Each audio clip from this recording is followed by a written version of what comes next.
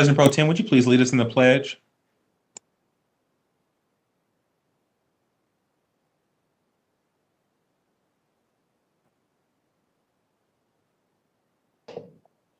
I'm so sorry. My mute button. I pledge allegiance to the flag of the United States of America and to the republic for which it stands, one nation, under God, indivisible, with liberty and justice for all.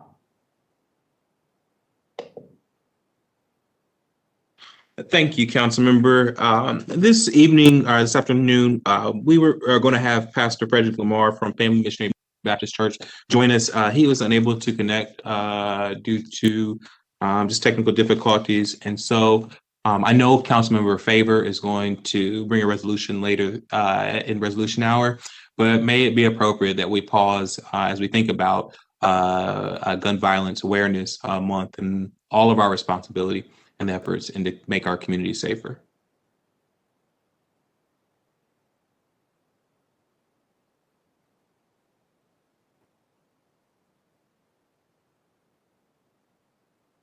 Clerk, please call the roll. Brown, Dorans, Favor, Remy, Tyson, President Hart. Can I get a motion to dispense with the reading of the journal? So moved. Second. Clerk, please call the roll. Brown, Dorans, Favor, Remy, Tyson, President Hart. This week's communications received by the City Clerk's office are listed on the agenda and will be published in the bulletin. Are there any other communications to be read into the record? Not this time. Thank you. Are there resolutions or announcements from members of council, starting with President Pro Tem? Just welcome back, Council President. Thank you so much, my friend, and thank you for standing in the gap for me. Well, it's good to have you back, and congratulations again. That's all I have. Thanks. Thank you. Thank you. Councilmember Mitch Brown. I guess I'm happy to have him kind of back, but that's it for me. Thank you. Thank you, Councilmember. Councilmember Dorans. Nothing for me tonight, thanks. Thank you, sir. Councilmember Favor. Well, it is great to see you, Council President Harton. President Pro Tem took very good care of us in your absence, but it's really good to see your smile today. Thank you for giving us a bit of a preview. Today, we are going to acknowledge Gun Violence Awareness Month. During the month of June, Americans are encouraged to wear orange to remember the lives lost to gun violence and raise awareness of gun violence in our communities. The Wear Orange movement began in 2013 in honor of 15-year-old Hadia Pendleton, who was shot and killed in Chicago. In 2020, gun violence killed 19,402 people in the United States, and an additional 39,438 were injured. Over 5,000 of these cases involved children and teenagers under the age of 18. Gun-related violence has increased dramatically since the beginning of the COVID-19 pandemic, and Columbus is part of these unfortunate increases. Last year, 85% of homicides in our city were the result of gunshot wounds, and between 2015 and 2020, 1,117 gun-related deaths occurred in our city. As of today, June 7th, 78 homicides that have occurred in the city of Columbus were caused by a gunshot wound. It is critical that we continue our efforts here at the local level, in addition to state and federal actions to prevent gun violence by encouraging gun safety and responsible gun ownership. Today, I'm honored to present this resolution to Moms Demand Action.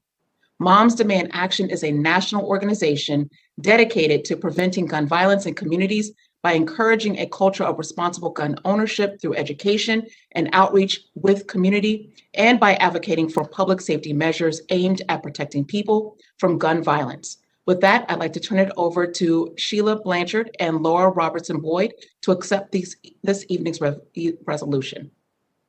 Ladies. Thank you so much, City Council President Harden, President Pro Tem Brown, and members of City Council. My name is Laura Robertson Boyd. I'm the volunteer local group lead for the Columbus chapter of Moms Demand Action for Gun Sense in America. So thank you for the invitation to join you this evening to hear Council Member Favor's resolution declaring June National Gun Violence Awareness Month in Columbus. It's an honor to be here to represent Moms Demand Action and all of our volunteers. This past weekend, June 4th through 6th, was Wear Orange Weekend, kicking off National Gun Violence Awareness Month. Wear Orange is a nationwide event dedicated to honoring the lives taken and changed by gun violence and demanding action to stop this crisis. Wear Orange began on June 2nd, 2015, what would have been Hadia Pendleton's 18th birthday.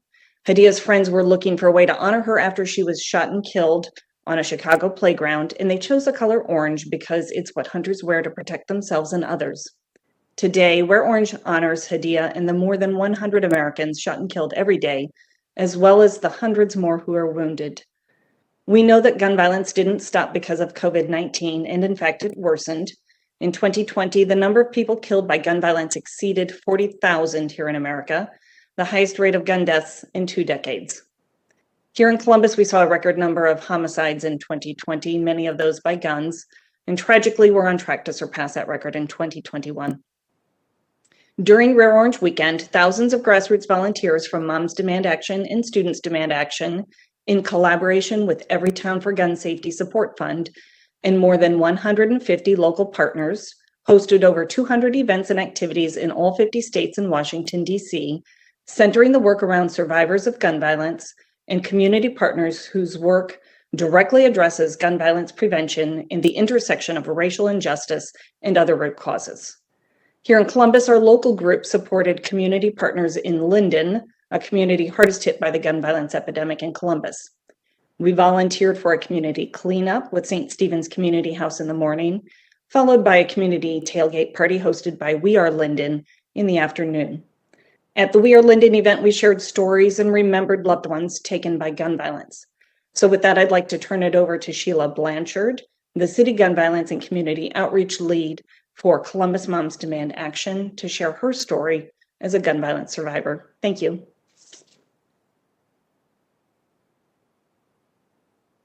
Good evening. Thank you all for this opportunity to share my story. On the early mornings of August the 4th, I received a call that no one wants to receive.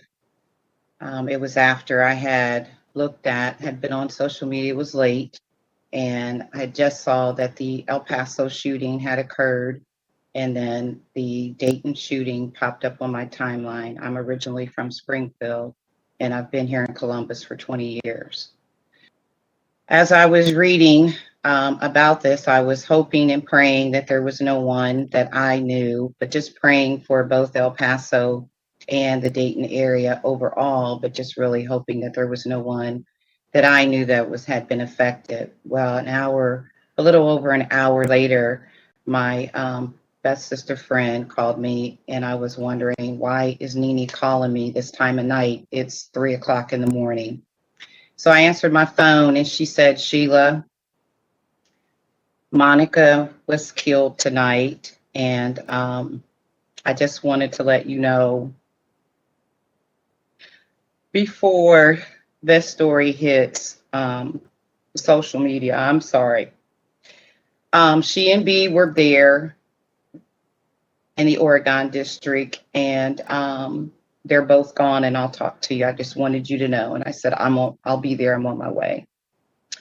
So I hung up the phone from her, and of course, you know, my emotions, I screamed, I hollered. The pain was just devastating, and it's still devastating today. And a few hours later, I also found out that a friend of ours, a family friend of ours, Derek Fudge, was also killed in that tragedy as well. The impact of gun violence on a mother, a son, and a family is devastating.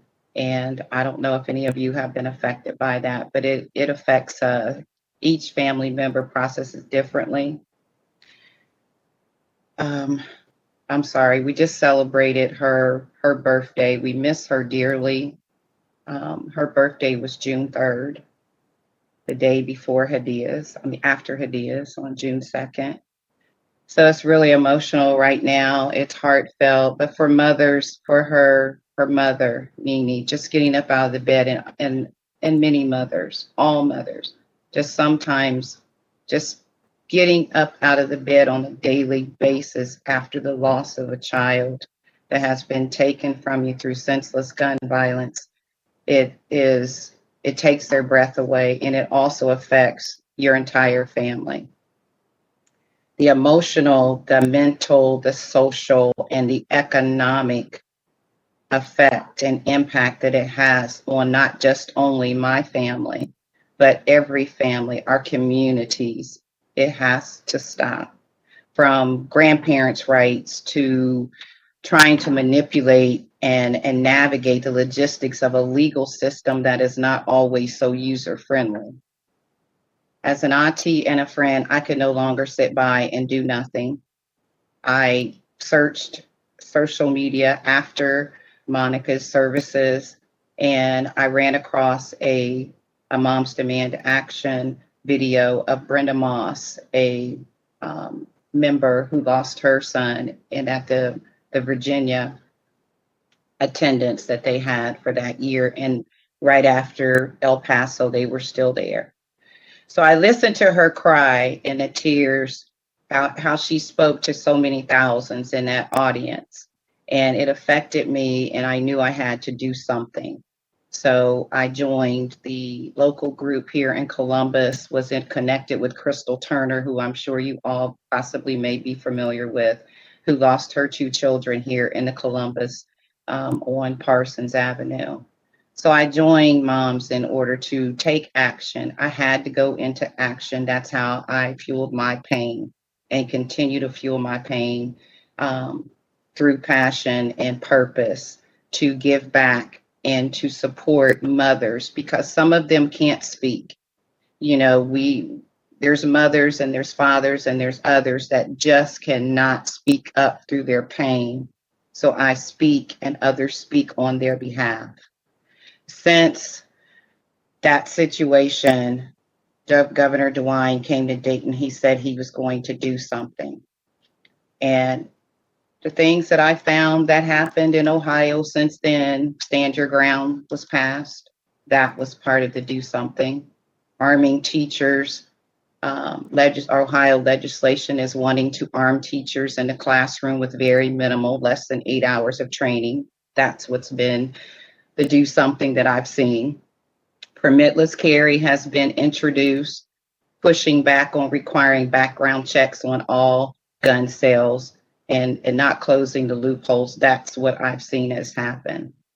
It's devastating what we've had to go through, and not just myself, but hundreds and thousands of mothers and fathers and the whole entire family unit. It affects her son, her mother, her aunties.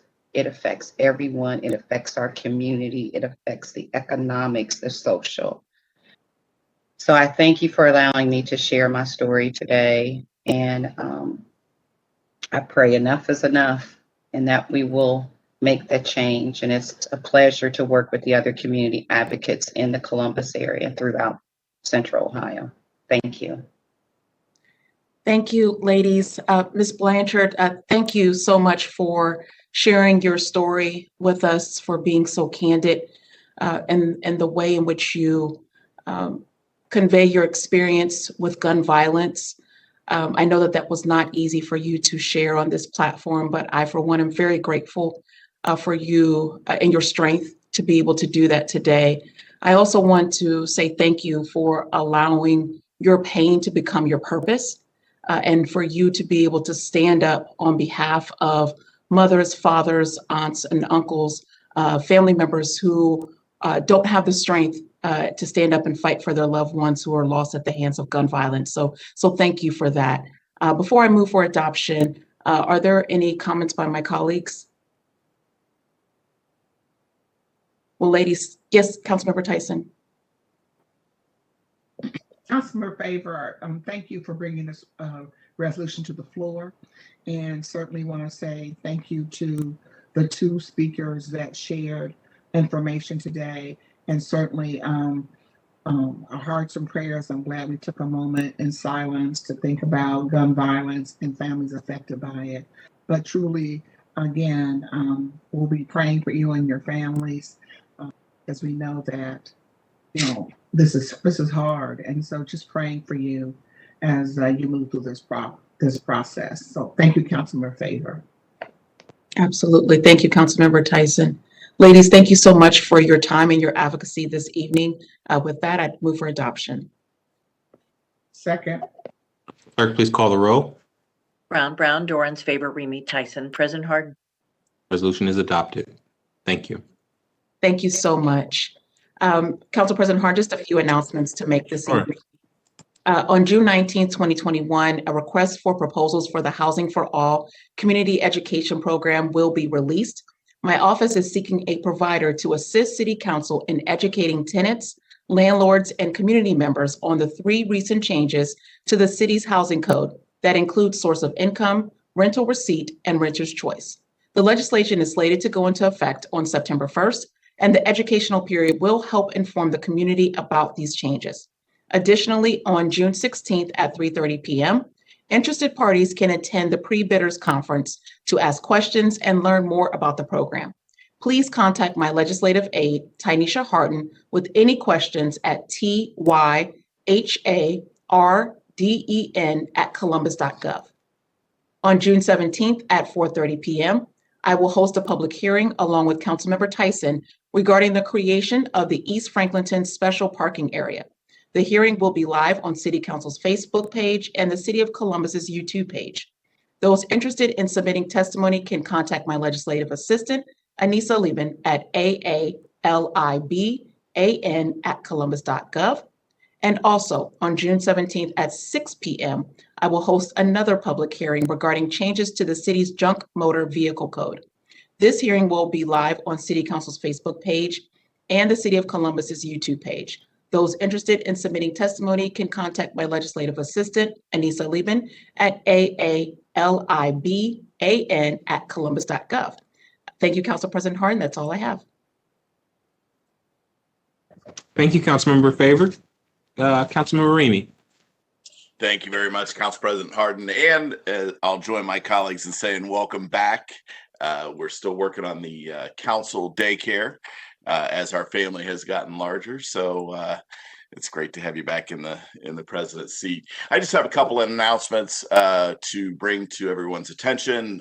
One, the continuation of the council redistricting residential districting commission will continue on Wednesday for the South Side meeting. The meeting is from 5:30 to 7:30. Those that would like to attend, we encourage you to attend via Facebook, YouTube, etc. But it will also be at the Marion Franklin Recreation Center. So that meeting and that work is continuing under the chair, Malik Moore. And then I will be hosting a public hearing from 5 to 6:30 p.m. on Thursday in regards to Rumpke's waste, yard waste and recycling pickup issues. And so we want to make sure that the community understands the issues that Rumpke's facing, allow the opportunity to ask questions and to certainly find out what Rumpke's doing to help to alleviate and eliminate that problem. Again, that will be 5 to 6:30 on Thursday, June 10th. And that will also be broadcast via CTV, Facebook, and YouTube. That is all that I have this evening, and it's great to have a good meeting. Thank you, Councilmember. Councilmember Tyson. Thank you, President Harden. Again, welcome back. I have Thank you. Thank you. It's good to see you. I just have a couple of announcements to make. And the first is around for COVID-19 vaccine information, and Columbus Public Health is distributing safe and effective COVID vaccines and continues to follow the Ohio Department of Health guidelines. It's important to remember that safe, effective COVID-19 vaccines are still being administered statewide and are available at many of our local grocery stores, CVS pharmacies around our community. We also are, again, we encourage people to continue to wear their masks if you've not been fully vaccinated, and to get vaccinated as soon as you can. There are also going to be a number of pop-up community clinics, and Columbus Public Health is hosting these pop-up clinics by appointment by calling 614-645-1519. But they're also taking walk-ins on June the 9th at Milo Grogan Community Center, and from 9 to 11:30. At the Imprint Holistic Community Resource Center on Carl Road on June the 10th from 9 to 11. The Columbus Commons on June the 10th from 11 until 2. St. Stephen the Martyr Church on Klein Road from 1 to 4 on June the 11th. And June the 13th June the 12th at the Hollywood Casino on Georgesville Road from 9 to 3. There'll be June 14th, the Far East Recreation Center from 12:30 until 7 p.m. And then I will announce the other dates at next week's council meeting, because they will be after the 14th. And then the Pfizer, the first dose only, that's Johnson & Johnson. First dose only will be there, and then Johnson & Johnson vaccines will also be offered. And then the next announcement is on primary one, special open enrollment period. And again, if you happen to be uninsured or underinsured, or just, again, seeking insurance in response to COVID-19 emergency, primary one will be conducting a special open enrollment until August the 15th. So if you're interested in signing up for this insurance and schedule an appointment, please call 614-620-8088. And please note that the open enrollment period is will be ending in August, so please don't delay and to get the vaccine. And that's all I have in my announcements. Thank you. Thank you, Councilmember Tyson. I don't have any resolutions this evening, but I do want to give folks a heads up regarding two upcoming small minority business hearings that I will be hosting. On June 22nd, I'll hold a hearing regarding the implementation of the disparity study. That hearing will be a virtual hearing and held at 5:30 p.m. Then on June 30th, I'll hold another hearing regarding changes to our construction pre-qualifications. This is part of the city's larger effort to increase supplier diversity and ensure contracting dollars are equitably distributed. That hearing will also be held virtually and will start at 5 p.m. I encourage folks to attend to learn and then to learn more about where we are, and then to give feedback so that we can move forward there. Also, just picking up on Councilmember Tyson's comments regarding vaccinations. At this point, approximately 49% of Franklin County has received at least one vaccination. However, this isn't evenly distributed across age groups. More than 65% of our residents who are 50 years and older have received their vaccinations, while only 47% of us, of those 20 to 29, I said us, I'm not 29 anymore, are vaccinated. And only 12% of our residents under 20 years old have received a vaccine. And we understand that 12-year-old and above was just added, but the virus is still here. We still have work to do, as Councilmember Tyson outlined the many different ways in which you can get your vaccination, different locations and different types of vaccine, or different manufacturers, so you can pick. So it's continue to encourage folks. And then lastly, I just want to say thank you to my colleagues, to President Pro Tem, for standing in for me in the gap. My husband Ben and I welcomed our first child, Noah Harden Zachridge, to our family. He came early, but he is healthy and is growing quickly.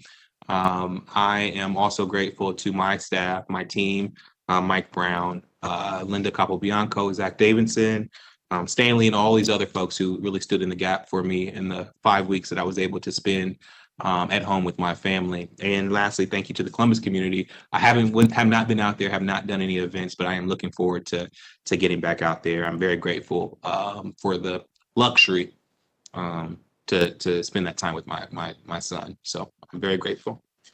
With that, are there comments by our elected officials? I see our auditor is with us. Thank you, Madam Kilgore. City Attorney's Office, is that Mr. Rich Coglonese here? All right, and I don't see anybody from the judges. Okay. Are there any requests by members of council for the removal of an ordinance or resolution from the consent portion of the agenda? Seeing none, may we now have a motion to waive reading of the titles of 30-day legislation by the city clerk? So moved. So moved. Second.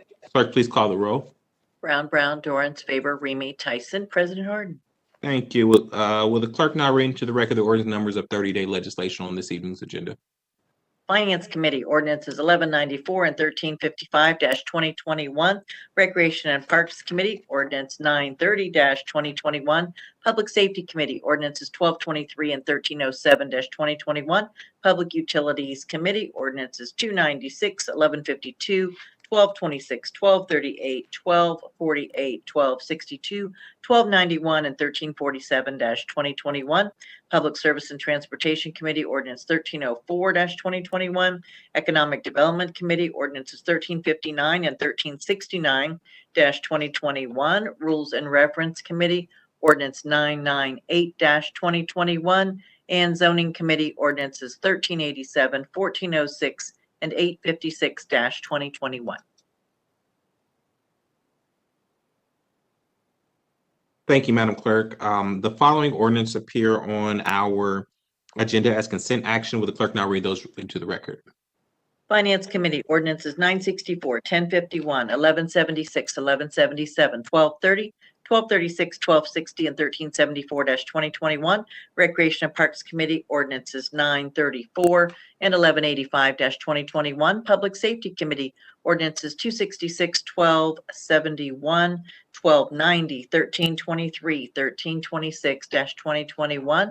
Public Utilities Committee ordinances 1130, 1210, 1287, 1310-2021.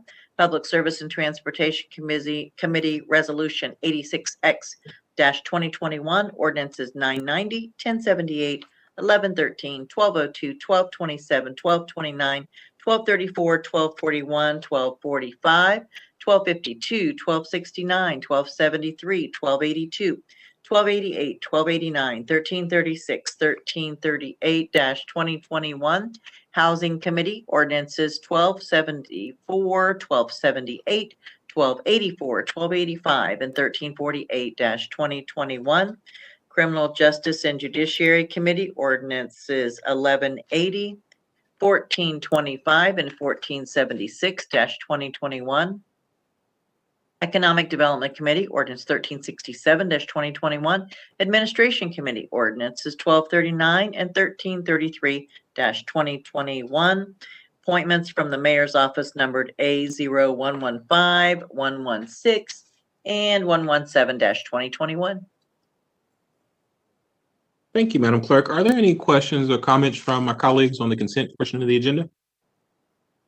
Seeing none, and we don't have any speakers, may I have a motion for approval of these items designated as consent? So moved by voice. Second. Clerk, please call the roll by voice. Ms. Brown, Yes. Mr. Brown, Yes. Mr. Dorans, Yes. Ms. Favor, Yes. Mr. Remy, Yes. Ms. Tyson, Yes, with the exception of 1180-2021, on which I am abstaining. President Harden. Yes, ordinance passed with the noted exceptions. Thank you, Madam Clerk. We'll now proceed with the second reading of 30-day tabled and emergency legislation. The first committee to come before council is the Finance Committee. That committee is chaired by President Pro Tem. President Pro Tem, the floor is yours. Thank you, Council President Harden.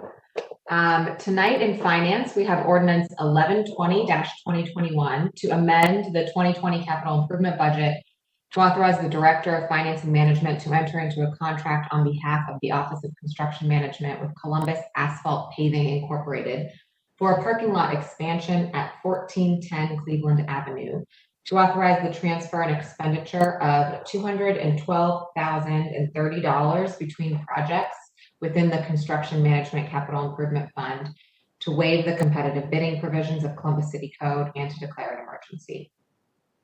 This project will provide needed additional parking spaces in support of the Department of Neighborhoods, who recently relocated their operations to this facility, as well as the retail stores operating on the site. Work will include site preparation and pavement, concrete curbing, and light relocation as needed to complete the contract. The Office of Construction Management opened bids for this work last year, but the COVID-19 pandemic placed the project on hold. Columbus Asphalt Paving was the sole bidder at that time, with specifications that required they hold their pricing for 180 days. The project is prepared to resume, but the 180-day price hold has passed, and the Office of Construction Management asked Columbus Asphalt to update their cost proposal. The cost they submitted was about 5% higher than last year, which is in line with overall increases in the construction industry.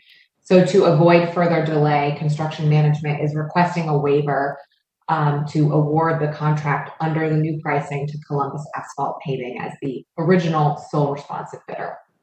Emergency actions being considered so that the construction can be completed within this season prior to the asphalt plant slowing their operations in late fall and winter. Are there any questions from colleagues? Seeing none, I move for passage. Second. Clerk, please call the roll. Brown, Dorans, favor, Remy, Tyson, President Harden. Passed. Thank you. And then next in finance, I have ordinance 1490-2021, and I'm going to request to table this ordinance this evening as we continue working through details of extending this partnership with the Columbus Urban League. So I'll read the title and then I will move to table. To authorize it's ordinance 1490-2021, to authorize the director of the Department of Finance and Management to modify a grant agreement with Columbus Urban League, originally authorized under ordinance 0472-2021, to authorize an appropriation and expenditure within the Neighborhood Initiative subfund and to declare an emergency. So I will first move to table this ordinance until June 14th. Is there a second? Clerk, please call the roll. Brown, Dorans, favor, Remy, Tyson, President Harden. Tabled. Thank you. That's all. I guess that was not a first. That was an only. Thank you. I'm in my committees, Council President. Thank you, Madam Chair. The next committee to come before council is the Safety Committee. That committee is chaired by Councilmember Mitch Brown. Councilmember, the floor is yours. Good evening, and again, welcome back, Council President. This evening, I have ordinance 1175-2021 to authorize the Finance and Management Director to issue a purchase order and associate all general budget reservations to Vance's Law Enforcement for the purchase of training ammunition for the Division of Police, and to authorize the expenditure of $137,494.50.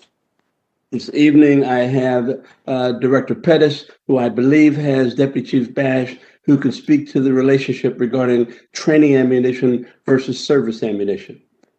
Director Pettis? Thank you, Safety Chair Brown, President Harden, and members of council. Yes, I have asked Deputy Chief Richard Bash to participate and provide an overview and explanation of this ammunition.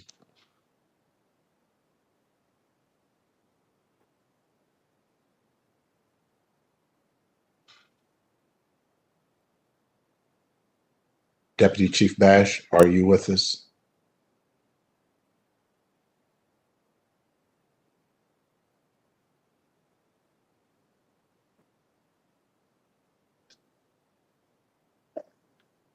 Mr. Bash? Okay, thanks. You've been unmuted. Wonderful. And I couldn't hear anybody speaking. I'm sorry. Until Director Brown, were we talking about the practice ammunition? Okay, I still can't hear. That is correct, Deputy Chief. Speak to the issue of training ammunition versus service ammunition. Fantastic. Thank you, Councilmember Brown. So training ammunition is significantly less expensive than duty ammunition. The casing is not brass. The projectiles are what's called a wad cutter, so it allows us to see where the officers hit more readily as it cuts through the paper.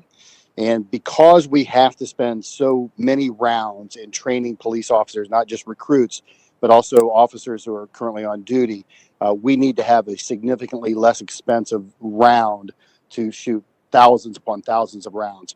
Those are the major differences, is that the casings are less expensive and the projectiles are designed to go through paper. Thank you, Deputy Chief. If there are no questions from my colleagues, I move for passage. Second. Clerk, please call the roll. Brown, Dorans, favor, Remy, Tyson, President Harden. Passed.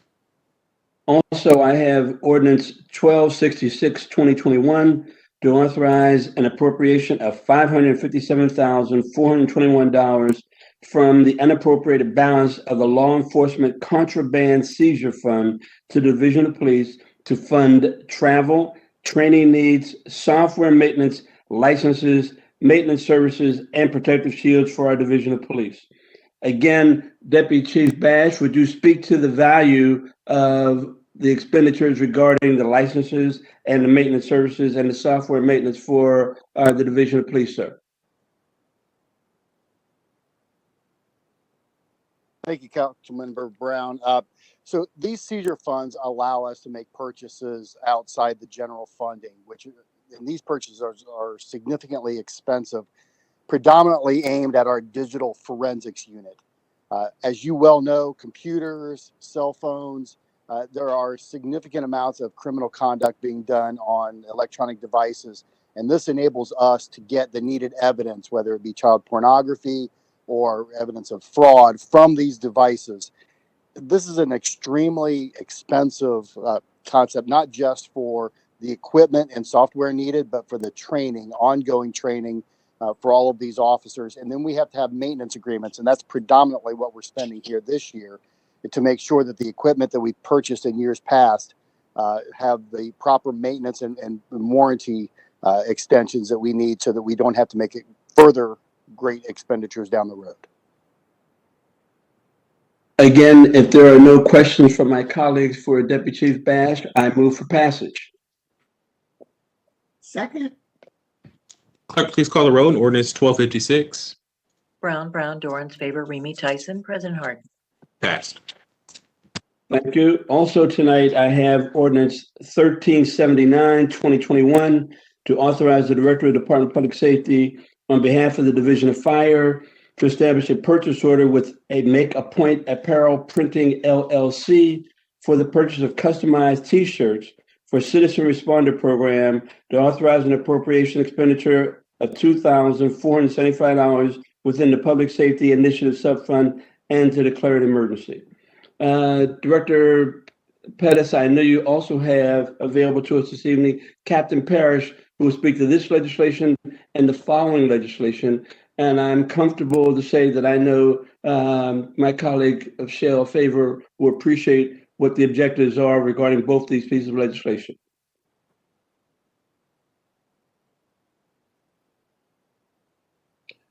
Yes, Council Safety Chair Brown, President Harden, members of Council. I have asked Captain Matt Parrish to attend and provide an overview and the value of this initiative. Captain Parrish. Thank you. Council President Harden, Safety Chair Brown, and members of Council. On behalf of Director Pettis and Fire Chief Happ, the Citizen Responder Program is an opportunity for us to provide a community response to a community problem. Specifically, Safety Chair Brown had reached out and just frustration with the amount of youth gun violence we've been seeing, and asked what fire could do. And and said we need to start teaching the kids to save a life and not take a life. And we came up with 5 critical skills that can be taught to the young people in our community. Obviously, call 911 first, but hands-only CPR, AED usage, stop the bleed training and tourniquet usage, Narcan administration for overdoses. And we've been working with the CARE Coalition to add some de-escalation and intervention skills for the teens. I had a discussion with Marion Stuckey over there, and just our level of frustration that kids would stand around and cell phone an incident instead of trying to interrupt it and allow it to occur. So these skills can either prevent a tragedy altogether, or at a minimum, they can provide additional time for our 911 responders and give these individuals the best chance of survival. So we have a slogan, and we're going to provide each young person that goes through this training with a t-shirt that says citizen responder on it, just to incentivize them to become part of the community and respond, and hopefully to prevent these incidents from ever occurring. But if they were to, at least equip them with the skills to buy additional time before we can arrive. So thank you. Thank you, Safety Chair Brown. One, for you, obviously you're got a few meetings left, but your commitment to safety and to the serving the residents of the community. Thank you. And thank you, Captain Parrish. If there are any comments from my colleagues, again, I move for passage. Oh, I see. Councilmember Favor? Yes, Councilmember Brown, you're absolutely correct. I, for one, am very excited about this initiative. Just a question, where can folks go to learn more about the program? Captain Parrish? Yes, ma'am. So currently we started the trainings last Tuesday at the USA Boxing Gym. We're trying to partner with agencies that already have a captive audience, that teenage to young adult audience. We're going to do another one there next Tuesday, and there will be a flyer out to promote this and then schedule us to come and do the training. Currently, the REACT team is doing the training, and we've just built upon what we've been doing with the Narcan training and some of that community outreach. So there should be a flyer coming out soon, and we've been working with Safety Chair Brown's aid grant and connecting with community groups that have the captive audience we would like to teach this to. So more to come, but it's rolling along pretty quickly.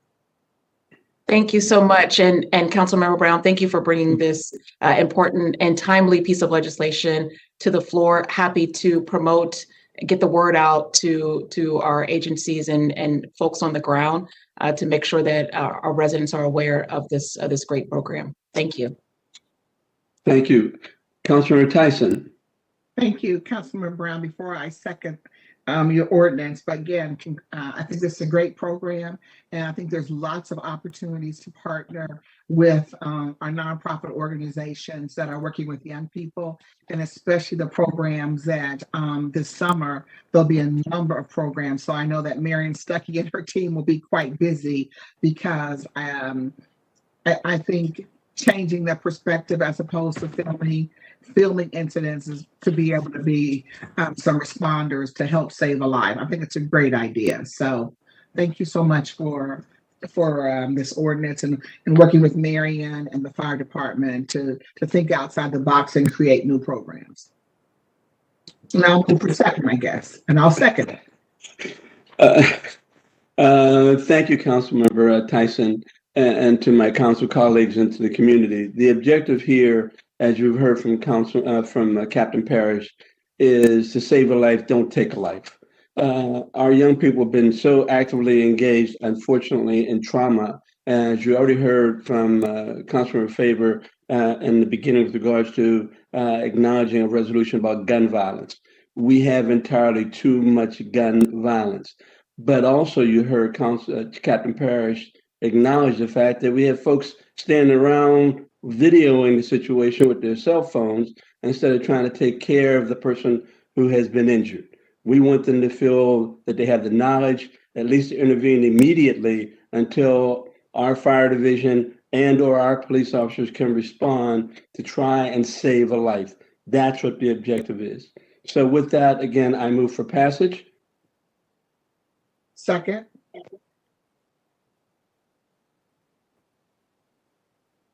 Clerk, please call the roll. Brown, Dorans, favor, Remy, Tyson, President Harden. Passed.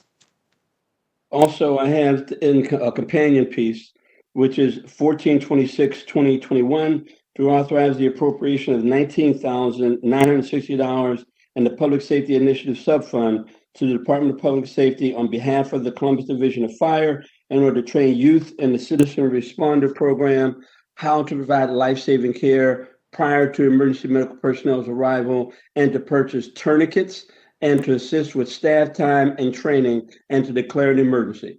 Again, this legislation is in reference to the training and the overtime that may be required with regards to our Division of Fire, and to purchase the tourniquets, which will be given away to all those who participate in the training and knowledge with regards to how to save a life, don't take a life.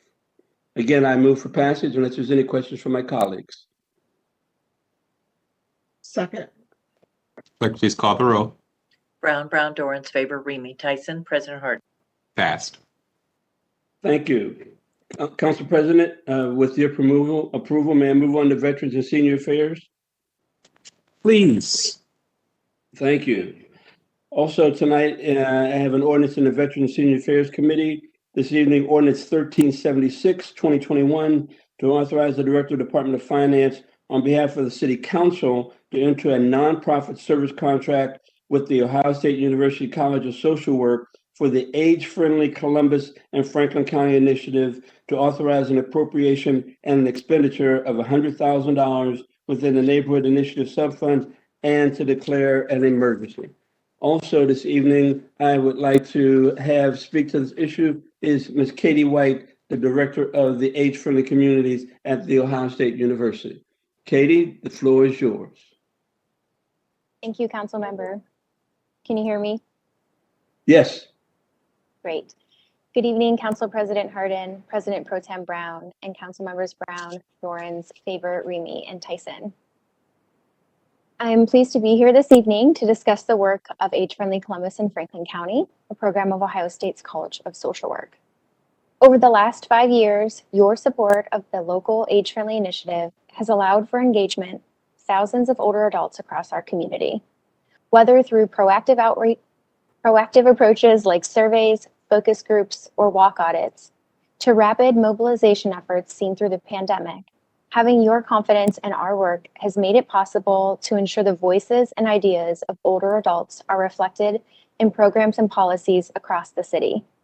In the coming months, we will be releasing a detailed report of the deliverables achieved during our 5-year cycle of improvement, as required by our membership in the World Health Organization and AARP's National Network of Age-Friendly Communities. As we move forward, I'm pleased to share that we recently launched the Age-Friendly Innovation Center, housed at Rev 1 Ventures.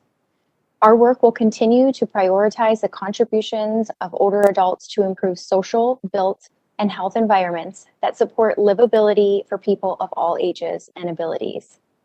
Your support will allow us to continue to decrease barriers to participation through translation, interpretation, connection to technology, and other services in order to increase the inclusion, mobility, and resiliency of our elders. Finally, this ordinance will allow Age-Friendly to serve as a central access point for community engagement for various Columbus departments. By providing data and connection to hard-to-reach community members, Age-Friendly will help increase resident-informed city policy. Thank you for the opportunity to continue this important work and for your continued support. I look forward to any questions.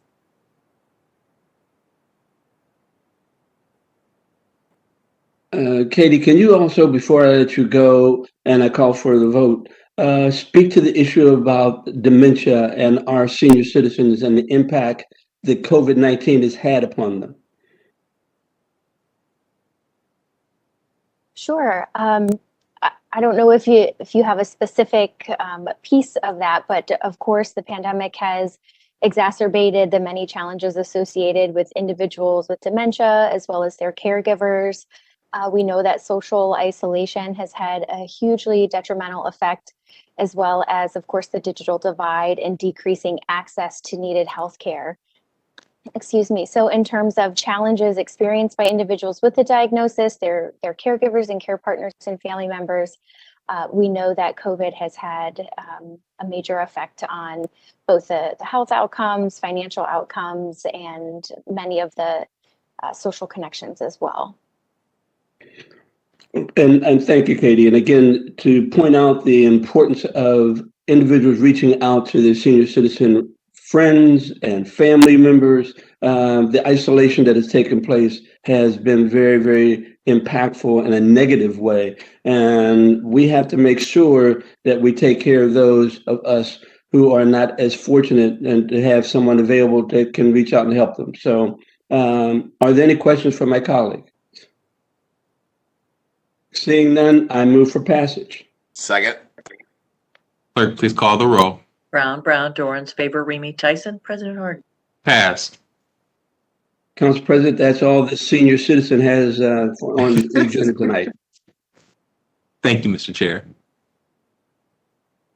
The next committee to come before council is the Public Utilities Committee. That committee is chaired by Councilmember Dorans. Councilmember, the floor is yours.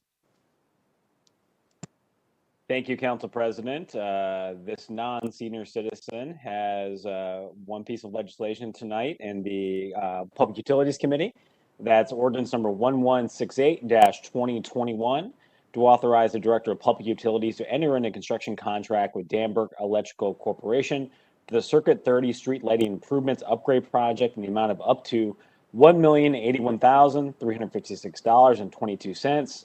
to authorize expenditure of up to $2,000 from the electricity general obligation bond fund for prevailing wage services from the Department of Public Service, and to authorize expenditure of up to $1,081,356.22 from the 2020 electricity general obligation bond fund. This project will reconstruct what is currently existing street lighting circuit number 30 in the Near East planning area. It will replace existing equipment as well as separate overhead and underground lighting into 2 circuits.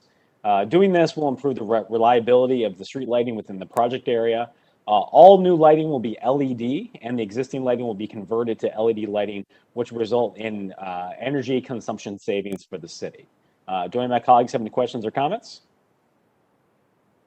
Seeing none, I move for passage. Second. Clerk, please call the roll.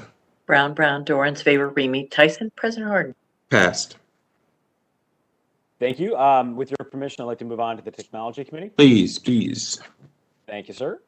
In the Technology Committee tonight, we have ordinance number 1311-2021 to authorize the Director of Department of Public Utilities to enter into a contract with GovConnect, Inc. for the Autodesk software subscription renewal and technical support, to authorize the expenditure of $116,057.28 from the Department of Technology's direct charge funds budgeted for the Department of Public Service and Department of Public Utilities, and to declare an emergency. Autodesk software is used for mapping and to create and or update shop drawings, architectural plans, making it easier for the Department of Public Service, Building and Zoning Services, and the Department of Public Utility to share data with customers, agencies, consultants, and other parties that they work with. This ordinance will enable these departments to continue receiving updated versions of Autodesk software and access to technical support that supports that software. Emergency designation is being requested to expedite authorization in order to initiate services from the supplier and avoid any lapses in service. Do any of my colleagues have any questions or comments? Seeing none, I move for passage. Second. Clerk, please call the roll. Brown, Dorans, favor, Remy, Tyson, President Harden.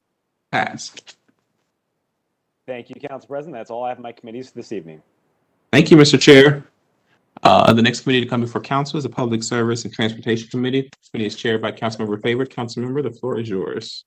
Thank you, Council President Harden. Tonight in Public Service and Transportation, we have ordinance 1178-2021 to amend the 2020 capital improvements budget to authorize and direct the city auditor to appropriate and transfer funds from the special income tax fund to the Streets and Highways Bond Fund to appropriate funds within the Streets and Highways Bond Fund, to authorize the Director of Public Service to enter into contract with Strasser Paving Company for the resurfacing 2021 Project 1 project, to authorize an expenditure of up to $10,589,070.19 from the Streets and Highways Bond Fund and $27,468 from the Strom Sewer Bond Fund for the project, and to declare an emergency. This ordinance authorizes a contract with Strasser Paving Company for the resurfacing 2021 Project 1 project and provides payment for construction administration, and inspection services. The contract involves repairing and resurfacing 84 city streets and constructs 433 ADA curb ramps along those streets. The work consists of milling the existing pavement, overlaying with new asphalt concrete, minor curb replacement, and replacing curb and sidewalk associated with installing ADA wheelchair ramps. Where warranted, the plans also call for areas of full depth pavement repair. Are there any questions or comments by my colleagues? Seeing none, I would move for passage. Second. Clerk, please call the row. Brown, Dorans, favor, Remy Tyson, President Harden. Passed. Thank you. Next, we have ordinance 1208-2021 to authorize the city attorney to file complaints in order to immediately appropriate and accept the remaining fee simple and lesser real estate necessary to timely complete the bridge rehabilitation Harrison Road culvert project, to authorize the expenditure of $300 from the existing AC I-100-1143-10.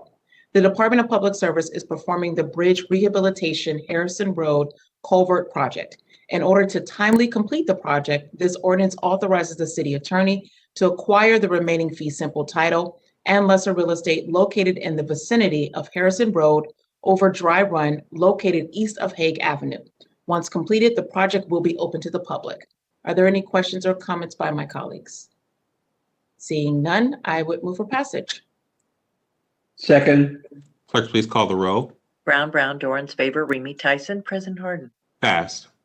Thank you. Next, we have 1228-2021 to appropriate funds within the Transportation Grants Fund, to authorize the Director of Public Service to enter into contract with U.S. Utility Contract Company for the Arterial Street Rehabilitation Hudson Street I-71 to Cleveland Avenue Utility Relocation Project, to authorize the expenditure of up to $1,058,451.17 from the Transportation Grants Fund and the Streets and Highways Bond Fund for the project, to repay any unused grant funds and at the end of the grant period, and to declare an emergency.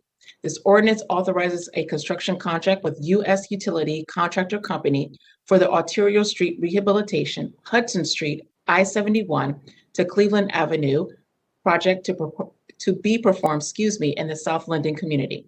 This contract includes relocation of lighting, power, and interconnect in coordination with AEP pole replacement relocation to facilitate the reconstruction of Hudson Street. Are there any questions or comments by my colleagues? Seeing none, I move for passage. Second. Clerk, please call the row. Brown, Dorans, favor, Remy Tyson, President Harden. Passed. Thank you. Next, we have ordinance 1264-2021 to amend the 2020 capital improvement budget, to authorize the transfer of cash and appropriation between projects within the Streets and Highways Bond Fund, to authorize the Director of Public Service to enter into professional services contract with CHA Consulting Incorporated for the Signals Downtown Signals Retiming Project, to authorize the expenditure of up to $700,000 from the Streets and Highways Bond Fund and the Street Construction Maintenance and Repair Fund, and to declare an emergency. At this time, I move to table to June 21st council meeting. Second.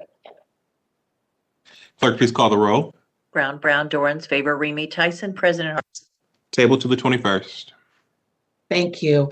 Next, we have ordinance 1342-2021 to appropriate funds within the Federal Transportation Grants Fund, to authorize the Director of Public Service to enter into contract with MP Dory Company for the roadway cable barrier State Route I-161 Hamilton to Babbitt FRA 161-18.63 PID 112968 project, to authorize the expenditure of up to $1,250,000 $202,895.73 from the Federal Transportation Grants Fund for the project, to repay any unused grant funds at the end of the grant period and to declare an emergency. This ordinance authorizes, excuse me, a construction contract with MP Dory Company for the roadway cable barrier, a State Route 161 Hamilton to Balbert project, and provides payment for construction administration, and inspection services. This contract includes the installation of cable barrier in the median of State Route 161 from Hamilton Road to the Franklin County line, approximately 4.93 miles. Are there any questions or comments by my colleagues? Seeing none, I move for passage. Second. Clerk, please call the roll. Brown, Dorans, favor, Remy, Tyson, President Harden. Passed. Thank you. Council President, may I move on to housing? Of course. Thank you. In housing tonight, we have ordinance 1251-2021 to amend the 2020 capital improvement budget, to authorize the city auditor to transfer funds within the Affordable Housing Bond Fund, to authorize the Director of Development to enter into a housing development agreement and a grant agreement in an amount up to $2,175,000 with MHP Sinclair Family Apartments Incorporated for the Sinclair Family Apartments project, to authorize the expenditure of up to $2,175,000 from the Affordable Housing Bond Fund and to declare an emergency. This ordinance authorizes the first of 2 housing bond payments for the Sinclair Family Apartments project. The Sinclair Family Apartments project is the result of a public-private partnership between the Columbus Metropolitan Housing Authority and the NRP Group that will bring desperately needed, high-quality, affordable housing units to the city of Columbus. Sinclair Family Apartments will provide 180 units of affordable housing in the Sharon Heights neighborhood of Columbus, located at 5055 Sinclair Avenue. The project will consist of 3 4-story buildings and a total of 181, 2, 3, and 4-bedroom units that will serve residents at a variety of income levels, including 30%, 50%, and 60% of the area median income. The goal of this project is to expand the income levels of the individuals served up to 80% of the area median income. Director Stevens, would you like to add any additional comments at this time? Thank you, President Harden, Chair Faber, members of council. As part of the 2020 CIB, city funded the first $10 million of the $50 million in housing bond authority that was approved by voters in 2019. And I'm proud to report that through public-private partnerships, we have either legislated or made firm commitments for the entire amount of the original $10 million. So this project, as well as scattered site land trust homes that will be built at Franklinton, Milo, Grogan, and Wyland Park, as well as Jenkins Terrace and 48 Parkwood, are projects that you've already approved, and Touchstone Place. So we are going to be providing homes to individuals making anywhere between $17,000 and $78,000 in annual income, and would appreciate the support on this piece. Thank you, Director Stevens. Are there any questions or comments by my colleagues? Seeing none, I'd move for passage. I second by voice. Oh, thank you, Council President Remy. Clerk, please call the roll. My apologies, council member. Did you already take this from the table? Oh, no, I did not, Clerk Blevins. Okay, thank you. I move to officially move this from the table. Second. By voice. By voice.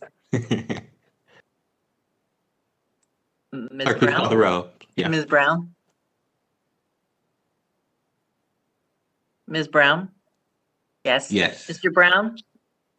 Yes. Mr. Dorans? Yes. Ms. Favor? Yes. Mr. Remy? Yes. Ms. Tyson? Abstain. President Harden? Yes. Removed from the table. Thank you. And now I have officially moved for passage by voice. Second. Clerk, please call the roll. Ms. Brown? Yes. Mr. Brown? Yes. Mr. Dorans? Yes. Ms. Favor? Yes. Mr. Remy? Yes. Ms. Tyson? Abstain. President Harden? Passed. Yes, pass. We were doing so well this whole meeting and this ordinance. I apologize, guys. No, it's my fault. I was so excited about affordable housing. I couldn't help That's myself. what it is. Yes, So- yes, ma'am. Yeah. Council President Hart, may I please move on to criminal justice and judiciary? Please. Thank you. Tonight we have ordinance 1192-2021 to authorize the municipal court clerk to modify and extend the contract with IT Partners Plus for data storage services for the Franklin County Municipal Court, to waive the competitive bidding provisions of city code, to authorize the expenditure of $66,292 for the municipal court clerk computer to fund, and to declare an emergency. This legislation authorizes the Franklin County Municipal Court clerk to modify and extend the existing contract with IT Partners to upgrade the hardware for additional remote backup and recovery storage services. These services provide data backup, recovery from data loss, and a comprehensive disaster recovery system for viable data restored for Franklin County Municipal Court. Are there any questions or comments by my colleagues? Seeing none, I would move for passage. Second. Clerk, please call the roll. Brown, Dorans, favor Remy Tyson, President Harden. Pass. Thank you. And last, we have ordinance 1200-2021 to authorize and direct the administrative and presiding judge of the Franklin County Municipal Court to accept a grant award from the State of Ohio Office of Criminal Justice Services to appropriate $16,659 from the unappropriated balance of the General Government Grant Fund to the Franklin County Municipal Court, and to declare an emergency. This grant assists the court in funding one of the assessment specialists through a contract with Alvis Incorporated. Are there any questions or comments by my colleagues? Seeing none, I'd move for passage by voice. Second. Clerk, please call the roll by voice. This one we need to take from the table as well, please. I apologize. That's all right. I move to take from the table Second. by voice. Clerk, please call the roll by voice. Ms. Brown, Yes. Mr. Brown, Yes. Mr. Dorans, Yes. Ms. Faber, Yes. Mr. Remy, Yes. Ms. Tyson, Abstain. President Harden. Yes, remove from the table. And now I move for passage by voice. Second. Clerk, please call the roll by voice. Ms. Brown, Yes. Mr. Brown, Yes. Mr. Dorans, Yes. Ms. Faber, Yes. Mr. Remy, Yes. Ms. Tyson, Abstain. President Harden.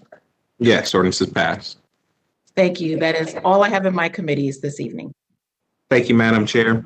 The final committee to come before council is the Health and Human Services Committee. That committee is chaired by Councilmember Tyson. Councilmember, the floor is yours. Thank you. Ordinance 792-2021 to authorize and direct the Board of Health to accept grants from the Foundation of Active Living through the Columbus Foundation in the amount of $75,000, and to authorize the appropriation of $75,000 to the city's private grant fund, and to authorize and direct the Board of Health to enter into a contract with WBNS TV Incorporated to continue a public awareness campaign to address obesity in Central Ohio, to authorize a total expenditure of $75,000 from the private grant fund, and to waive the competitive bidding provisions of Columbus Code to declare an emergency.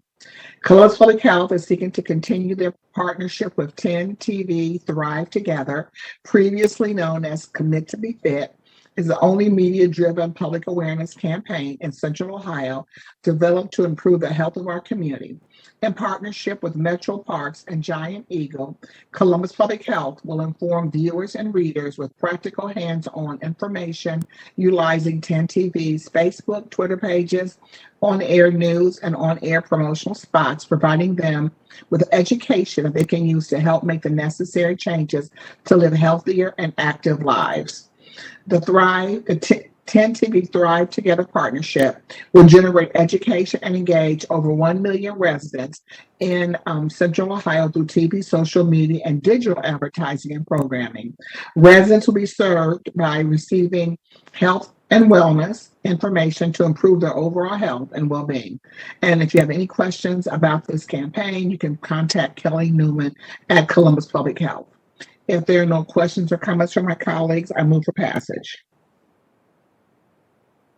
Second. Clerk, please call the roll. Brown, Dorans, favor Remy, Tyson, President Harden. Passed.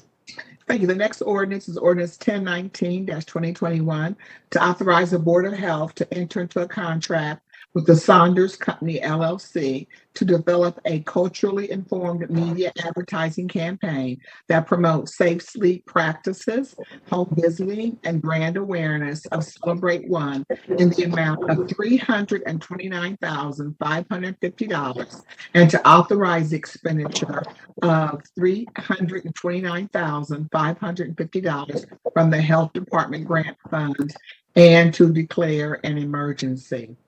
In 2018, more Franklin County babies lived to celebrate their first birthday, and the infant mortality rate dropped across populations. Infant mortality is a key indicator of the community's overall well-being. There was a 28% decrease in infant mortality rates since 2018, from 9.6 to 6.6 per 1,000 live births. I'm now going to ask Director Maureen Stapleton to share some additional information regarding this legislation. Director Stapleton. Thank you, Councilmember Tyson, for allowing me to speak just a few minutes today about what I deem is one of the most important contracts that we administer every year.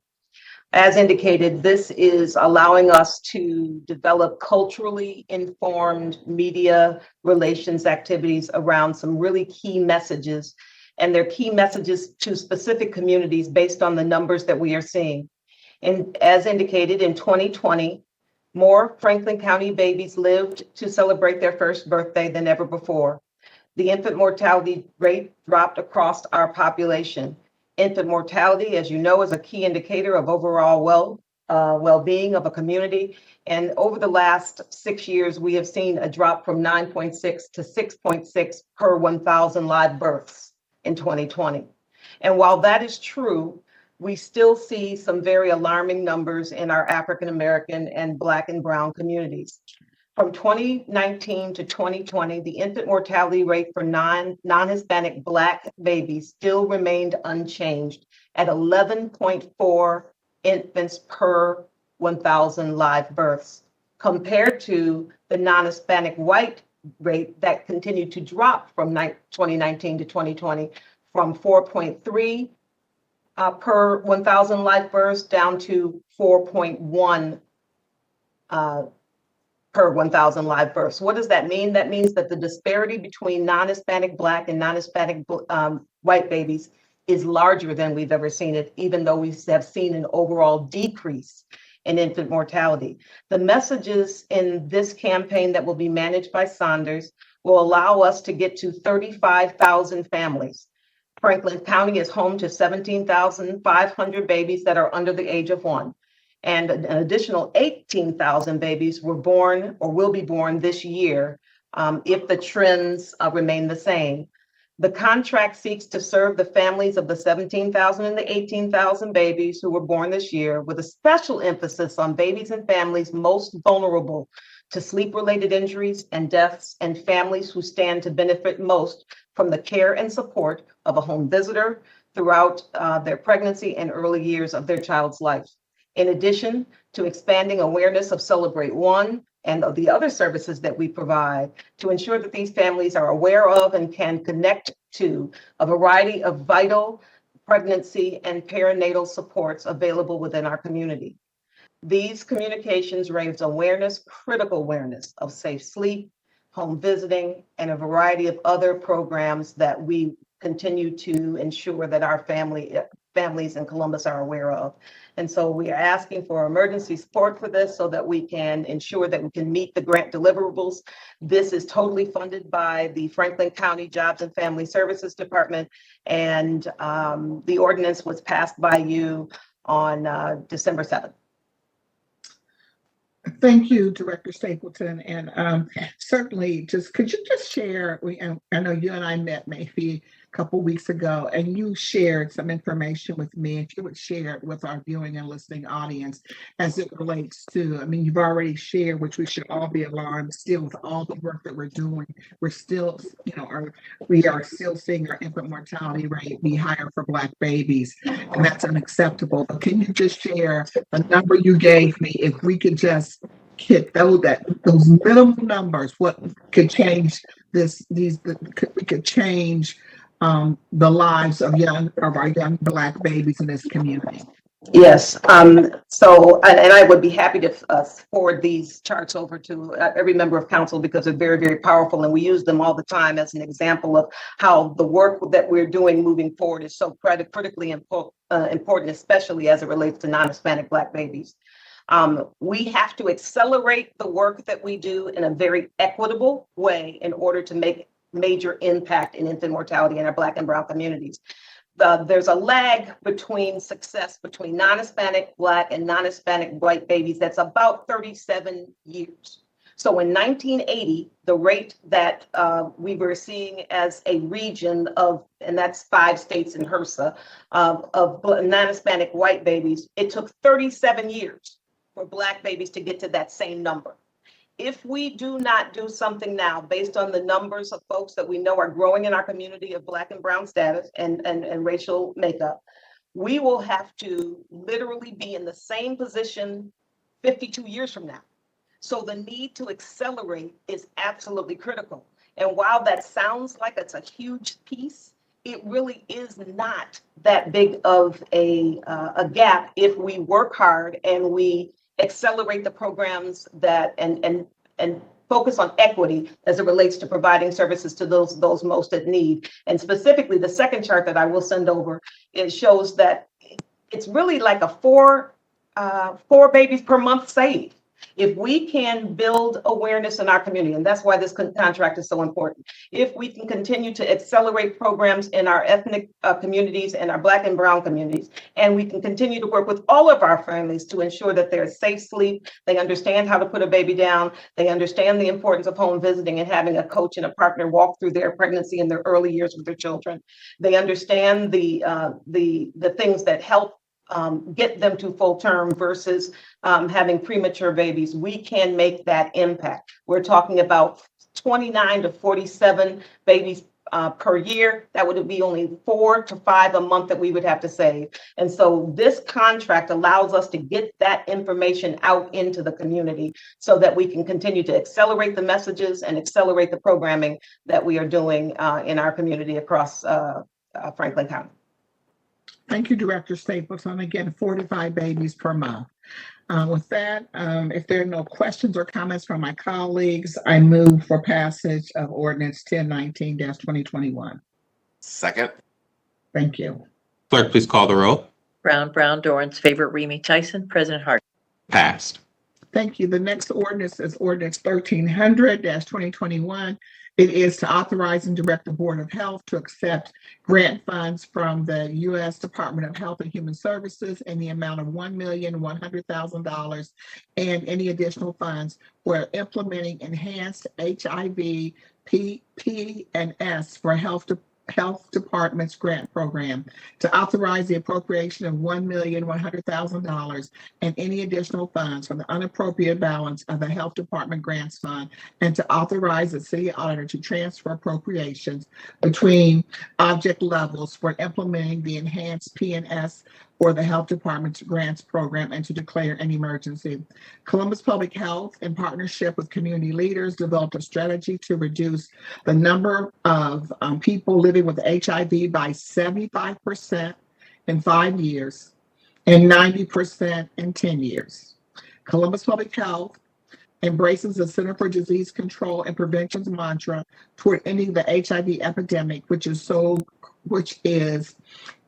to create disruptive innovation. Specifically, Columbus Public Health will prevent new HIV infections by focusing on 4 pillars: treating HIV to achieve viral suppression, diagnose HIV so all persons know their HIV status, prevent the infections through PrEP and syringe support programs, and respond to HIV clusters or outbreaks within the community.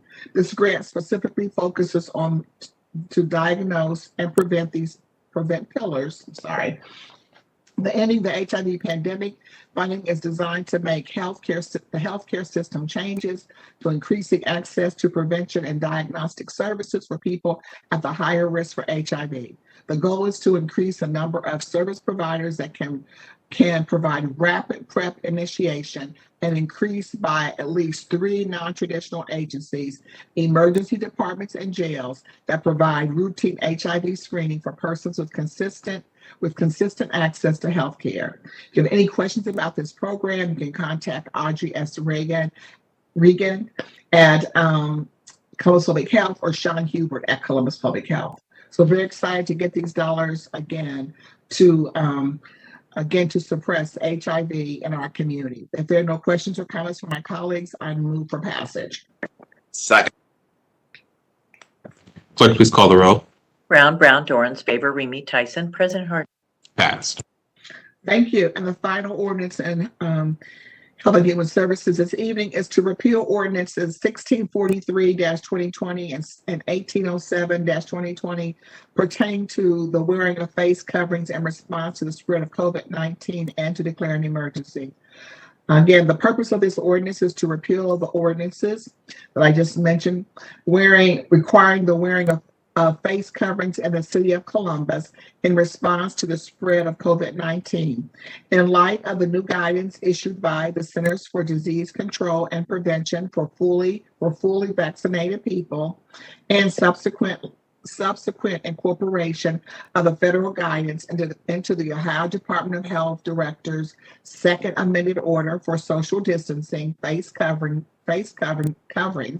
and non-congregating, issued on May 17th of 2021. While we are considering this passage of this ordinance to repeal the face covering mandate in order to ensure that we are in compliance with the CDC and state orders, I want to stress that this pandemic is not over.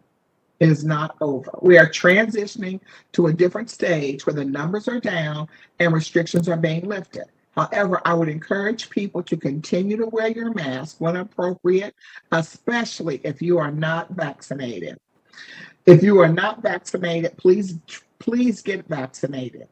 Vaccines are being offered at the Fairgrounds Celeste Center until June 26th at Columbus Public Health at 240 Parsons Avenue, and at Kroger, Giant Eagle, and most retail pharmacy locations.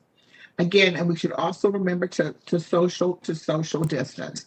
I'm going to ask now Michael Fielding from Columbus Public Health, and then I'm going to ask from the City Attorney's Office, Richard Congolese, to make additional comments. Michael, the floor is yours. Thank you, Councilmember Tyson, President Harden. It's great to be with everybody this evening.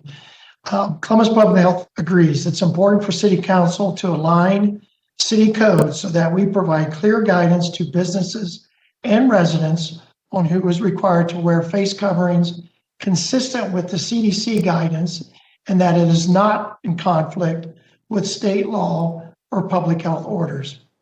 Columbus Public Health continues to work with local restaurants and businesses to protect health and slow the spread of COVID-19 by encouraging everyone to get vaccinated as soon as possible and urging those who have not been vaccinated, to wear facial coverings. As you said, the pandemic is not over. If you are not vaccinated, please do so as soon as possible and continue to wear facial covering until you are fully vaccinated. We encourage everyone to continue common sense measures to get us to the other side of this pandemic. So get vaccinated, wear a mask when in large groups, especially indoors, wash your hands, and stay home when you're sick. Thank you.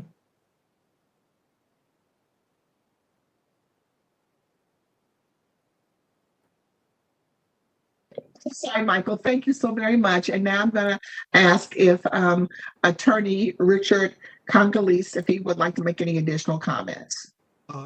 Councilmember Tyson, Council President Harden, thank you so much. The City Attorney's Office is grateful to help on this ordinance.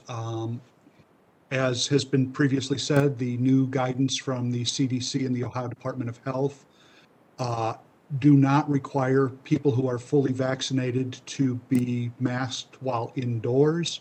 And so in order to bring our ordinance in compliance with federal and state law, we believe that this step is necessary.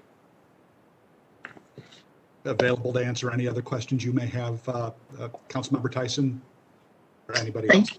Thank you so much. I don't have any questions. I don't know if any of my colleagues have any questions. Madam Chair? Yes, President Harden. I just would ask the City Attorney's Office to bring clarity to businesses' ability to have their own messaging around and requirements around masks, just so that folks know that they still have to follow what a business has posted. That's the question. I apologize. Mr. Congolese, I think you are still muted. So sorry. Thank you. Council President Harden, absolutely. While the city ordinance will, assuming that this passes, the city and is signed, the city ordinance would not be in effect. Private businesses would have the right to tell individuals that they must be face masked to come into the business. By repealing this, we would not be taking away the right of any business to mandate face masks if they so choose. We hear all the time from certain folks things like it's a HIPAA violation or other things. That is absolutely not true. A business can mandate that individuals who wish to enter the premises wear a face mask, and they can even require fully vaccinated individuals to wear a face mask. That would simply be up to the business to choose the rules that it wants to apply. Thank you, Madam Chair. Thank you, Mr. Congolese. And President Harden, thank you for asking that question. I will. I know that by going into the grocery store, that there's a sign that says if you're fully vaccinated, you do not have to wear a mask. If you are unvaccinated, they want you to wear a mask. And again, as we just spoke earlier in this meeting, we're only looking at around 40% of individuals being fully vaccinated. I also went into an establishment where even though I know some people were vaccinated, the owner of a business made it very clear that people need to wear a mask within their business. So again, I'm glad we asked that that question was asked and certainly answered. So thank you so much. Again, if there are any questions or comments from my colleagues? Councilmember, can I just briefly make a comment? Yes. Yes. Thank you so much. I want to thank both of you for the line of questioning to help clarify things. And I just want to emphasize, the legal situation of the state of Ohio, which, as you said, Councilmember Tyson, has put the city in this position of repealing our mask mandate to bring us into line with that.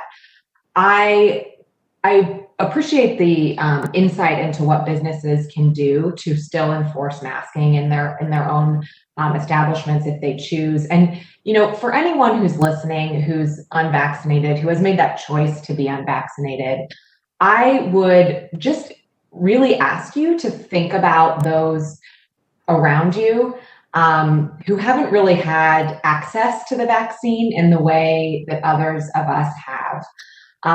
Those with steady jobs who can take PTO, carve out the time to go get vaccinated, carve out the day afterwards to possibly not feel well.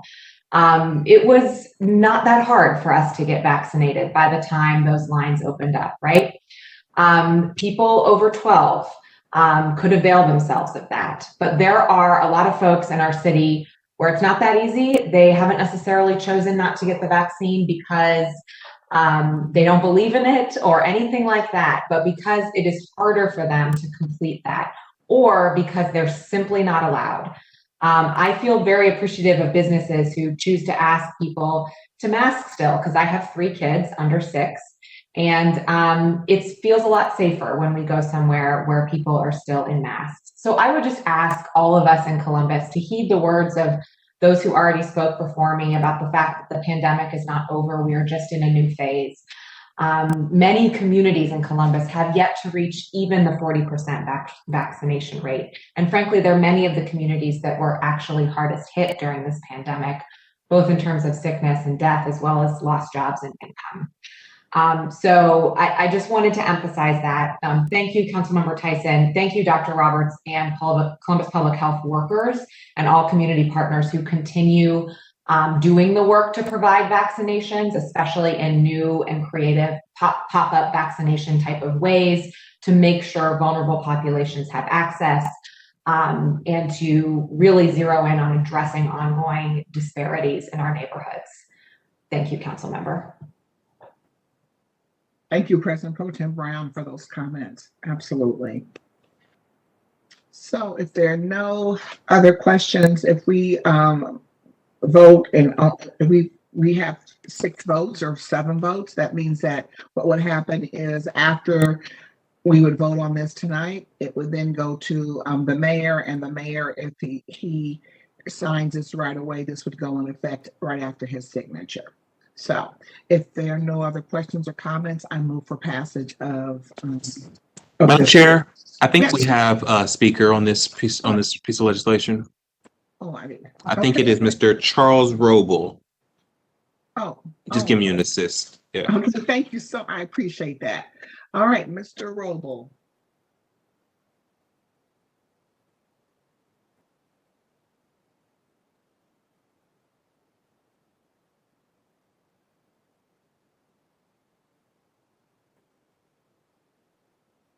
Councilmember, I apologize. I'm attempting to unmute, but am not able to do so. I will continue to try. Okay, we'll wait a few minutes. Hello, can you hear me now? Yes, we can, Mr. Roble. You have, please Okay, state your great. name. Mr. Roble, please state your name, who you represent, and you have 3 minutes. Yeah, my name's Mr. Roble, and I'm just a private citizen. I don't claim to represent anyone. After all the money spent and even a virtual meeting tonight because of COVID, the city remains silent and having credible, unbiased investigations into COVID-19's origins, possibly preventing protection from recurrence. I guess that's the Imperial Columbus way. As featured on the city's YouTube, Ohio Health's Joe Gastaldo asserted, quote, being socially distanced is not a reason to not wear a mask.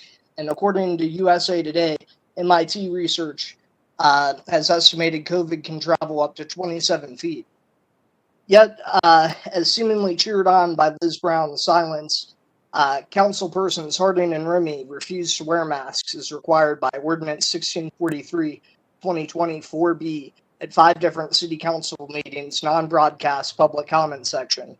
In fact, Columbus Public Health Assistant Commissioner Michael Fielding had armed agents kidnap a resident for trying to have Ordinance 1643, 2020, Section 9A enforced so that the resident could speak safely at a council meeting without having their life threatened.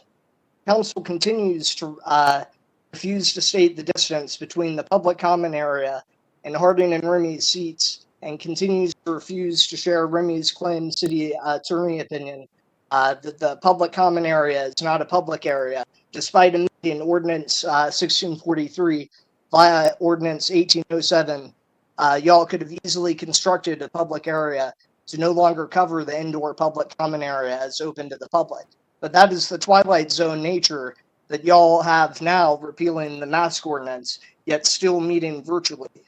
Stephen Colbert estimated total COVID interventions by our Congress so far as $5.5 trillion, more than inflation-adjusted spending on World War II.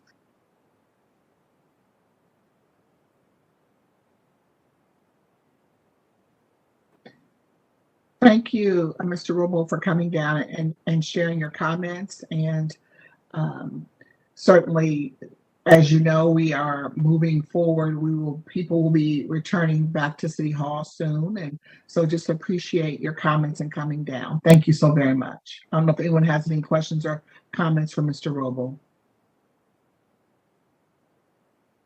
Seeing none, thank you again for coming and sharing your comments.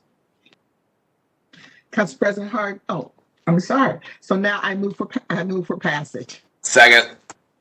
Clerk, please call the roll.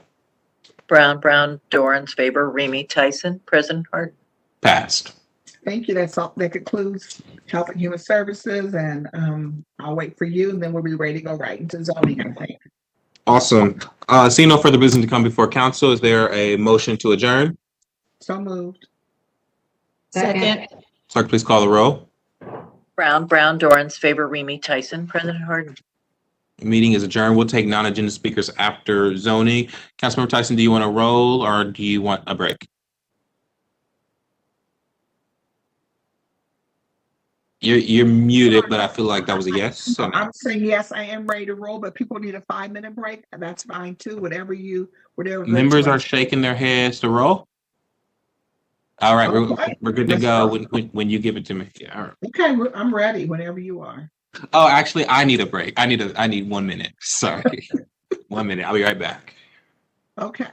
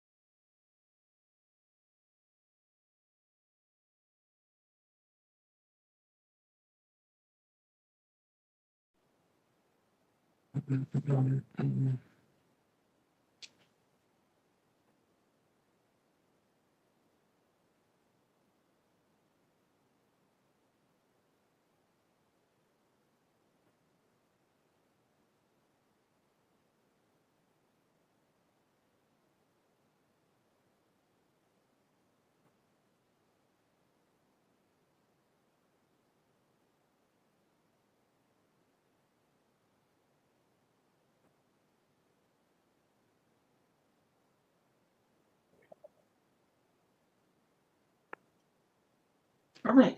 All right, ready to roll? I am. Regular meeting number 26 will now come to order. Could the clerk please call the roll? Brown, Dorans, favor, Remy, Tyson, President Harden. Can I get a motion to dispense with the reading of the journal? So moved. Second. Clerk, please call the roll.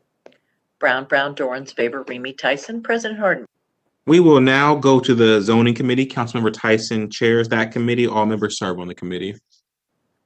Councilmember, the floor is yours. Thank you.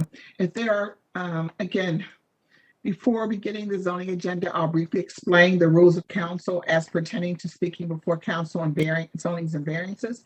We permit 3 speakers on each side, 3 proponents, 3 opponents, and we ask that they limit their remarks to 3 minutes on each side.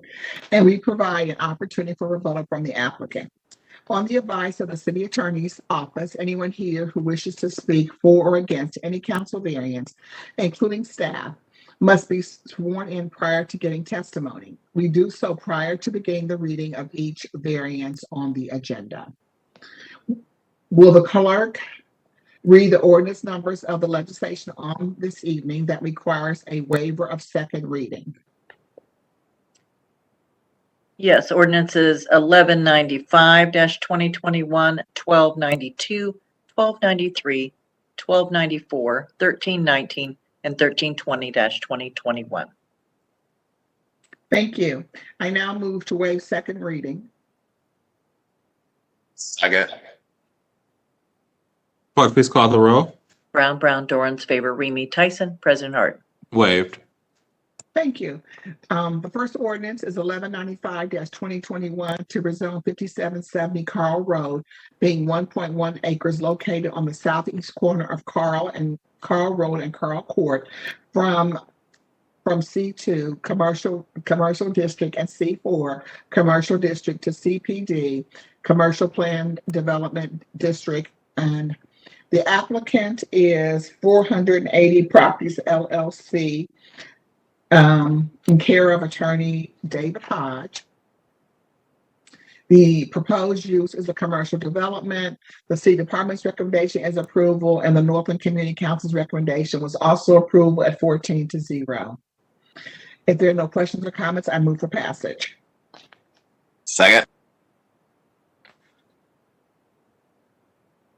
Clerk, please call the roll. Brown, Dorans, favor, Remy, Tyson, President Harden. Passed. Thank you. The next ordinance is 1196-2021 to rezone 5940 Chantry Drive, being 2.41 acres located at the northwest corner of Chantry and Bryce Road from the C4 commercial district to CPD commercial plan development district. The applicant is Moo Car Wash, proposed care of Agent Dave Perry. The proposed use is commercial development. The city department's recommendation is approval, and the Far East Area Commission's recommendation is also approval, 7-0. I first move to amend to emergency. Second. Please call the roll. Brown, Dorans, favor, Remy, Tyson, President Harden. Amended. Thank you, and now I move for passage. Second. Please call the roll. Brown, Dorans, favor, Remy, Tyson, President Harden. Passed. Thank you. The next ordinance is ordinance number 1292, and it is to rezone 972 Harmon Avenue, being 0.72 acres located at the northeast corner of Harmon Avenue and Greenlawn Avenue from the C4 commercial district and R4 residential district to M manufacturing district. The applicant is H.K. Phillips Restoration Incorporated, care of attorney Jeff Brown. The proposed use is a contractor storage yard. The city department's recommendation is approval, and there is not an area commission. If there are no questions or comments, I move for passage. Second. Clerk, please call the roll. Brown, Dorans, favor, Remy, Tyson, President Harden. Passed. Thank you. The next ordinance is 1293-2021 to, I'm sorry, anyone here this evening who wishes to speak either for or against this council variance, including staff, please stand, raise your right hand, and be sworn in. I wish to tell the truth and nothing but the truth. Please answer, I will. I will. Thank you.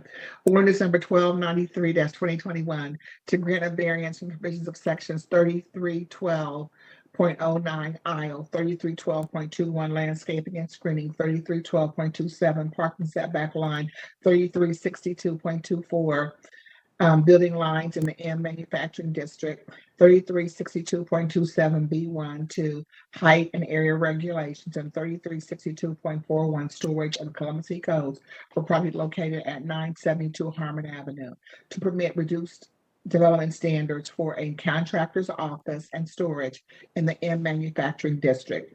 Again, the applicant is H.K. Phillips Restoration Incorporated, care of attorney Jeff Brown. The proposed use is a contractor's office and storage yard. The city department's recommendation is approval, and again, there is not an area commission. If there are no questions or comments, I move for passage. Second. Clerk, please call the roll. Brown, Dorans, favor, Remy, Tyson, President Harden. Passed. Thank you. The next ordinance is 1294-2021 is to rezone 3469 South High Street, being 3.32 acres located in the south side of Williams Road and 500 feet west of South High Street from C4 Commercial District to LM Limited Manufacturing District. The applicant is Michael Pergoda. The proposed use is a self-storage facility. The city department's recommendation is approval, and the Far South Air Commission's recommendation is approval 12-0. If there are no questions or comments, I move for passage. Second. Clerk, please call the roll. Brown, Dorans, favor, Remy, Tyson, President Harden. Pass.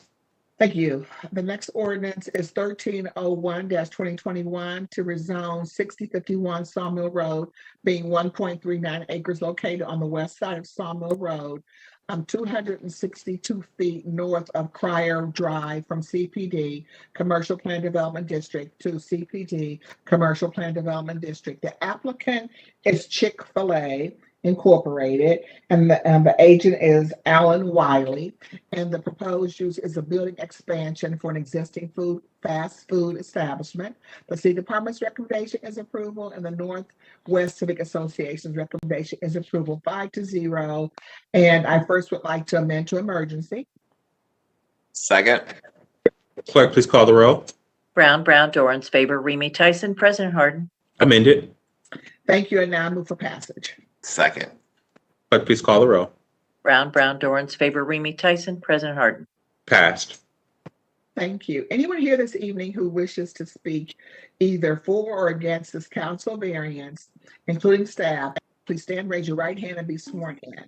I wish to tell the truth and nothing but the truth. Please answer, I will. I will. Thank you. To ordinance 1306-2021 to grant a variance from provisions of sections 3332.037 R to F residential district of the Columbus Code for property located at 650 South 3rd Street to permit limited commercial uses within the existing building in the R to F residential district. The applicant is Tiki Botanicals LLC, care of attorney Michael Shannon. The proposed use is C1 commercial district uses. The city department's recommendation is approval, and the German Village Commission's recommendation is also approval, 5-0-1. If there aren't any questions regarding this particular ordinance, I first would like to amend to emergency. Second. Clerk, please call the roll. Brown, Dorans, favor, Remy, Tyson, President Harden. Amended. Thank you, and now I'd like to move for passage. Second. Clerk, please call the roll. Brown, Dorans, favor, Remy, Tyson, President Harden. Passed. Thank you. Anyone here this evening who wishes to speak either for or against this council variance, including staff, please stand, raise your right hand, and be sworn in. I wish to tell the truth and nothing but the truth. Please answer, I will. I will. Thank you. I have ordinance 1319-2021 to grant a variance from the provisions of sections 3332.039 R4 residential district of the Columbus Codes for property located at 400 Ryan Avenue to permit a parking lot in the R4 residential district. The applicant is Refuge Incorporated. It's care of Jordan Fillmore. The proposed use is a parking lot. The city department's recommendation is approval, and the Greater Hilltop Area Commission's recommendation is also approval, 13-0. If there are no questions or comments, I move for passage. Second. Clerk, please call the roll. Brown, Dorans, favor, Remy, Tyson, President Harden. Passed. Thank you. Anyone here this evening who wishes to speak either for or against this council variance, including staff, please stand, raise your right hand, and be sworn in. I wish to tell the truth and nothing but the truth. Please answer, I will. I will. Thank you very much. Ordinance 1320-2021 to grant a variance from the provisions of sections 3332.029 SR Suburban Residential District of the Columbus Codes for property located at 54 and 56 East Kanawha, conform,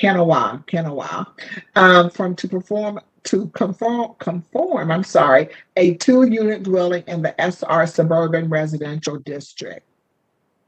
The applicant is Gordon Sutton. The proposed use is to conform a 2-unit dwelling. The city department's recommendation is approval, and the Clintonville Area Commission's recommendation is also approval.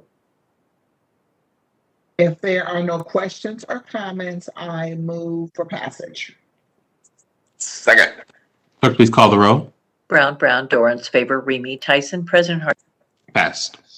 Thank you. And the final ordinance in zoning is ordinance 1321-2021 to rezone 6515 Clover Lawn Circle, being 0.15 acres located on the west side of Clover Lawn Circle, 170 feet south of Winchester Highlands Drive, from the LR2 Limited Residential District to the R2 Residential District. The applicant is Melissa Bryant, and the proposed use is an above-ground swimming pool for an existing single-unit dwelling.